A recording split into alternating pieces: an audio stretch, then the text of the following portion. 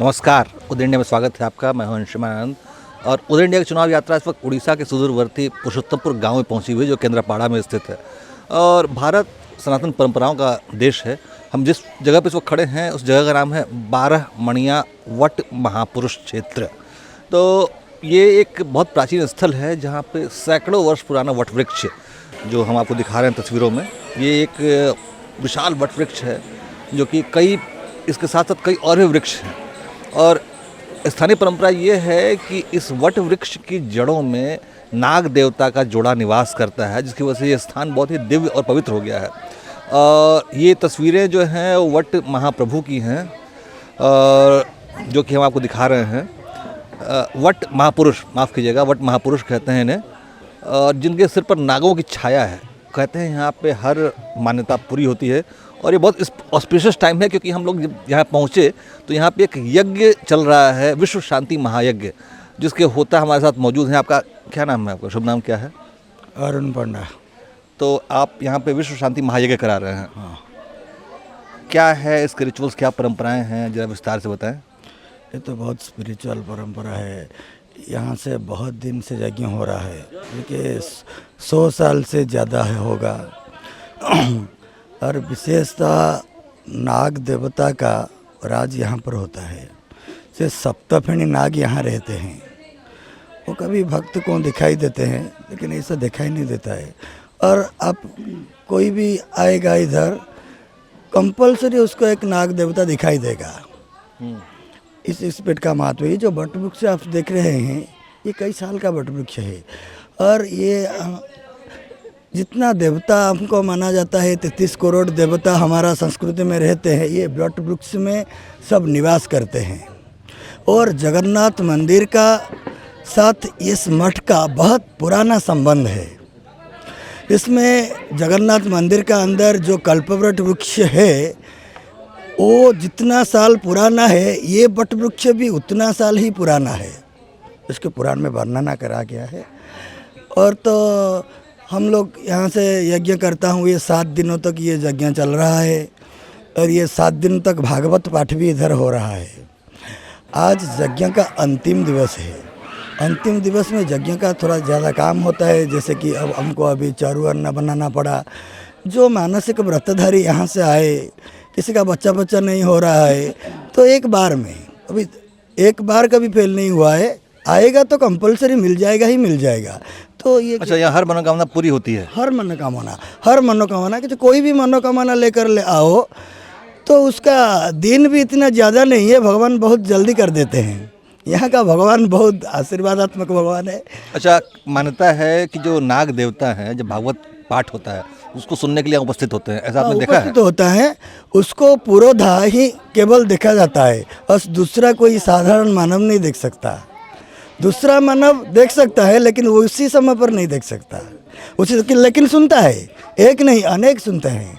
यहाँ एक नहीं रहते हैं, अनेक रहते हैं। अनेक में एक है जिसको सप्तफेणी बोला जाता है। वो कभी कभी से उसी भक्त पूजक को, हम तो यहाँ का नहीं है, मैं पुरी से आया हूँ, तो मेरा अनुभव मैं कहता हूँ, लेकिन देखा जाता है।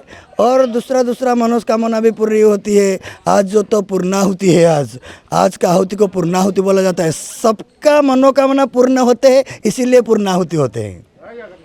और ये जो पूर्ण कुंभ हम लोग बैठा है, उसका जो जल है, मंत्र का जल है, किसी को भी सिंचन कर दो, उसका शरीर तुरंत आरोग्य हो जाता है। ये भी भगवान का महिमा होता है। डॉक्टर के पास जाओ, या करो, ऐसा कोई भगवान के पास नहीं होता। भगवान सबसे बड़ा डॉक्टर है। यहाँ का भगवान बोलते हैं, मेरे से ज़्यादा डॉक्टर कोई नहीं हो सकता। मैं आशीर्वाद में सब कुछ कर दूंगा, सब कुछ बदल दूंगा। तो ईश्वर यहाँ पे वट महापुरुष के रूप में कहते हैं। मैंने देखा कि जो वट महापुरुष के ऊपर जो सर्प की छाया बनी हुई थी, उसके पीछे क्या परंपरा है? नहीं, उसके पीछे यही परंपरा है।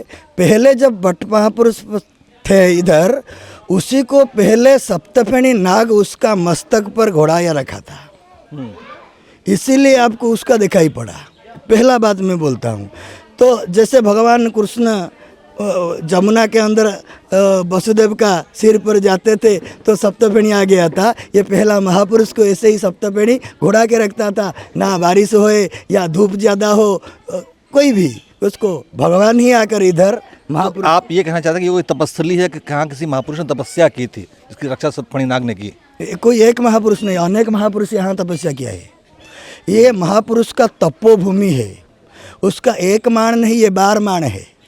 ये जो 12 माणिया, उसको हमारा भाषा में उड़ीसा का भाषा में एक माणो, दी माणो, ऐसे जैसे 12 माण होता है। ये जगह पूरा 12 माण है, उसका अधिष्ठर है भट्ट महापुरुष।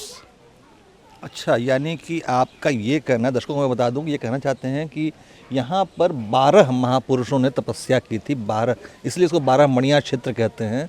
और कोई भी सिद्धस्थली होती है उसकी ऊर्जा अद्भुत होती है, क्योंकि वहाँ पर जो सिद्धों ने तपस्या की होती है या फिर सिद्धत्व हासिल किया होता है, तो उस क्षेत्र की ऊर्जा उसको जगा देती है, उस क्षेत्र को जगा देती है। इसी वजह से यहाँ पे आने वालों की मनोकामना पूरी होती है। अच्छा, आप जो यज्ञ कर रहे हैं उसके मतलब मुख्य होता, हमने देखा भगवान विष्णु की प्रतिमा रखी है आपने, और मतलब क्या क्या रिचुअल्स, क्या क्या परंपराएं हैं, इस बारे में जरा विस्तार से बताइए।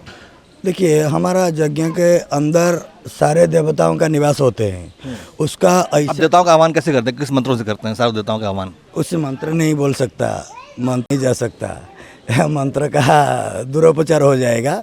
लेकिन हमारा ईशान्य कोण में भगवान शंकर जी आते हैं, हमारा देवी आते हैं, इधर सारा पार्श्व देवता में जितने महापुरुष इधर नेमाल में अच्युत महापुरुष रहता है, जो आसपास में जितना महापुरुष भी है, जितना देवादेवी भी है, सबको आमंत्रित कर देता है। उसका देवता का जो आवाहन मंत्र है उसको तो हम बोल नहीं सकता, लेकिन हर कोई देवता आते हैं, इधर आते हैं। फिर आहुति ख़त्म हो जाने के बाद वो सब जानतो देव मंत्र से चला जाते हैं।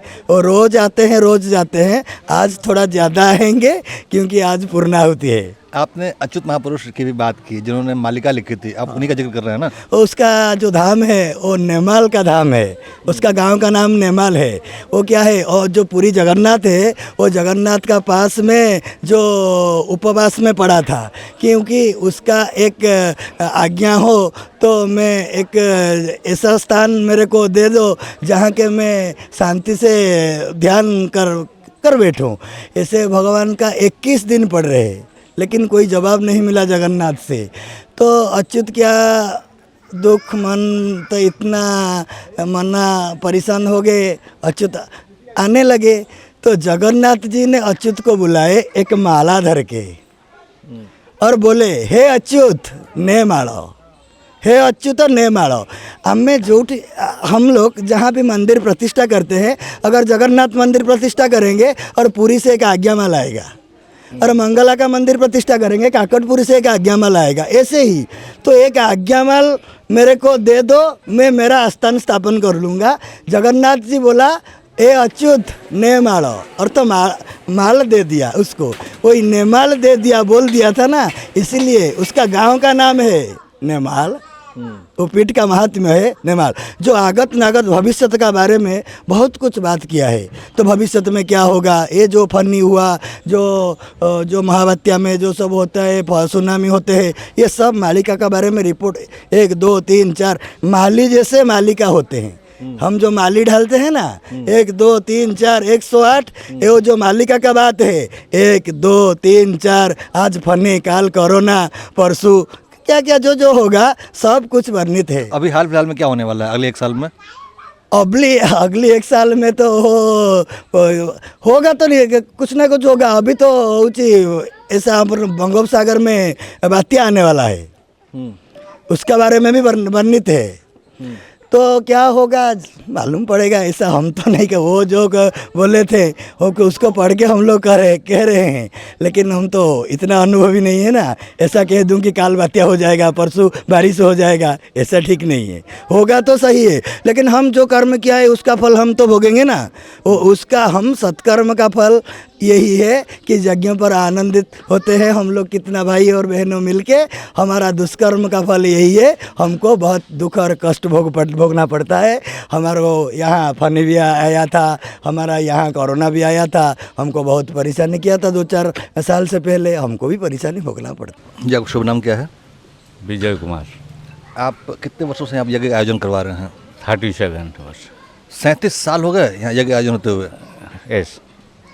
तो कैसे कैसे करते हैं? इतनी बड़ी व्यवस्था, हजारों लोग यहाँ भोजन करते हैं, कैसे व्यवस्था होती है सारी? सेमती किसी तो नहीं। आम ये यज्ञ कला जेकोसी लोक आसती ये समस्त को शासन माने ठाकुर से माने भक्ति भाव मनोभाव नहीं आसती से शासन माने खाई पिकरी प्रसाद पाई जाती आटा ए अनुष्ठान जमा किसी इनकम नहीं, जमी बाड़ी किसी नहीं, चांदा मेधा करी गाँव सब करती जगह। आ गोटे जिनस आर इतिहास अच्छी 37 वर्ष भितर आम जो यज्ञ करुचु 7 दिन भितर वर्षा निश्चय हम। अच्छा, हाँ ये बता रहे हैं कि यज्ञ होने के 7 दिन के अंदर बरसात जरूर होती है। हाँ। देखिए आप बादल घिरने लगे, आज पूर्णाहुति हुई है और बादल घिरने लगे हैं। ऑलरेडी वर्षा 3 दिन हो गया बारिश चल रहा था, 3 दिन 2 से दिन ये छोड़ गया। 3 दिन से बारिश हो रही थी यहाँ पे, और देखिए फिर बारिश होने के आसार नजर आ रहे हैं। और ये यज्ञ की यज्ञ का अद्भुत आश्चर्य है। अच्छा, कितने लोग भोजन करते हैं यज्ञ के दौरान? 3000 से 3000 से 4000। 3 से 4 हज़ार लोग प्रतिदिन भोजन करते हैं। अच्छा, ये जो बड़ा दुर्गम इलाका है, हम लोग पहुँचने में बड़ा वो हुआ, ये रास्ता वास्ता कैसे बना? आप लोग बड़ा मुश्किल हुआ होगा रास्ता बनवाने में? और सरकारी सहयोग किसी मिली। शुभ नाम क्या है आपका? करुणाकर। तो आप इसी क्षेत्र के निवासी हैं? एड़बासी है। तो इस यज्ञ के पीछे मतलब क्या मान्यताएं हैं? आप लोग कैसे कैसे मैनेज करते हैं सारी चीज़ों को? बहुत आम मैट्रिक पास स्कूल 84 मसीह से 84 मसीहा तो आम जंगे चला रहा था। आज दिन से बहुत कष्ट था। आम छोटा था, 10-20टा गाँव पर आम भीख मांग के जगह चला था। पर डे 1000-1200 लोग में यहाँ पर भोजन के बंदोबस्त कर दिया था। तो वट महापुरुष ने आपकी सारी इच्छाएं पूरी की? जरूर, सबका मनस्कामना तो हाँ, जो लोग है वो जरूर मनस्कामना पूर्ण हो जाए। आपने वट महापुरुष के चमत्कारों, आपका शुभ नाम क्या पहले ये बताइए? त्रिलोचन। आपने वट महापुरुष के चमत्कारों को देखा है? मैंने मु देखनी, आम जो बापा करुले आम आसी देखू ये 7-8 रकमर सर्प देखा जाती, रूपा, तंभा, पितल, सुना कलर सब ठाकुर देखा दिखती। जमी आलती चारिआडे बुलव से मैंने सबू ए बर्ख बट डाल गुरैकिन सब देखादेवे। अलग अलग धातु के सर्प दिखाई देते हैं? सब धातु के दिखाई देती, लोक प्रबल हमें। एबे आउ 30 वर्ष भितर अच्छा हेले क्या देखा देना। मझे 2-3टा छोट छोट आसते ये शोले, जमा खाइले पीले, क्षीर जिते दिखती जमा खाइले, सेमती हाथ धरती, समस्त आसती हाथ धरती, गेल करती, पुणी कौ दिन राति से पलि जाती। अच्छा, हाँ, आठी लोक जी अलिया पड़े ताकू मानसिक ताकू लोक ताकू देखा दियंती, ताकर पुण्य करती।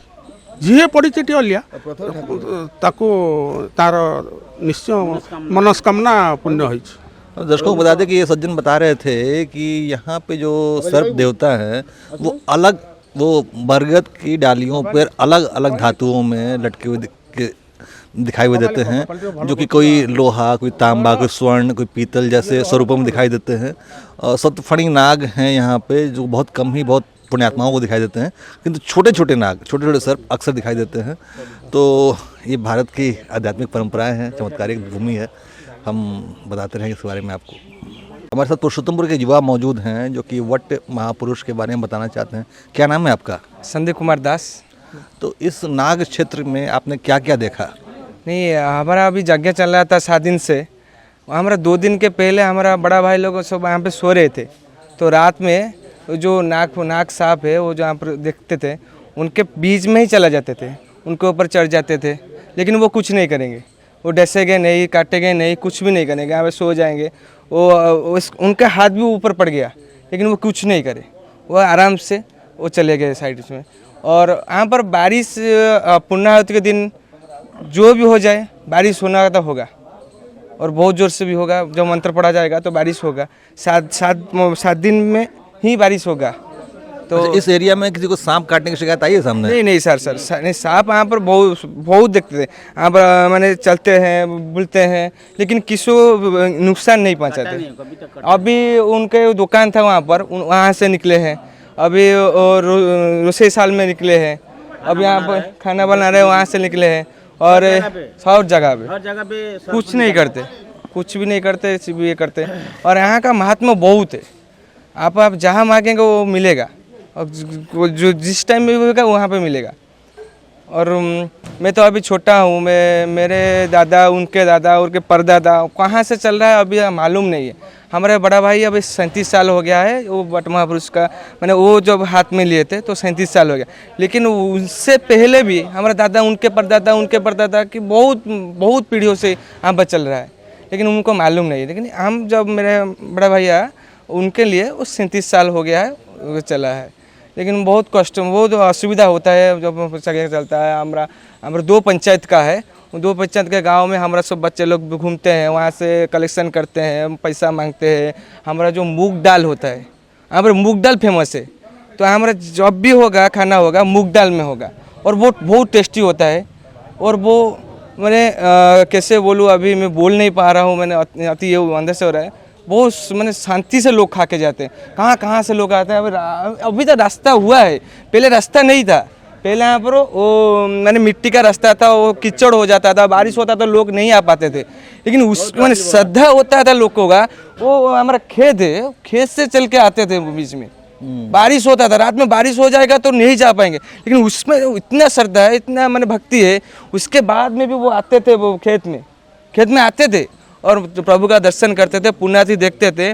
और हमारा प्रसाद होता था, उसको खा के बहुत बारिश हुआ तो बहुत लोग जा भी नहीं पाते थे, लेकिन उसके बाद भी वो चलते थे।